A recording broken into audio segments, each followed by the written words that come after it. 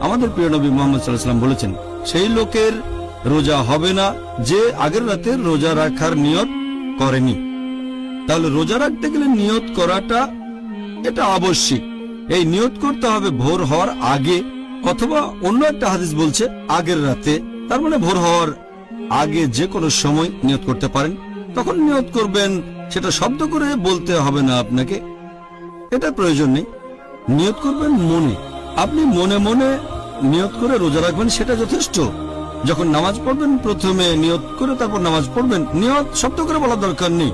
একইভাবে আপনাকে বলতে হবে না যে রোজা রাখার নিয়ত করলাম। তবে অনেক মুসলিম আছে যারা আরবিতে কিছু দোয়া বানিয়েছে অথবা অন্য কোনো ভাষাতে, যে আমি রোজা থাকবো আগামীকাল ইত্যাদি ইত্যাদি। এগুলো কোনো সহিহ হাদিসে আপনারা পাবেন না। আমাদের নবীও এই ধরনের কিছু বলে যাননি, সাহাবীগণও বলেননি। তাই মনে মনে নিয়ত করেন, সেটা যথেষ্ট। সাহরির জন্য কোনো নির্দিষ্ট দোয়া নেই।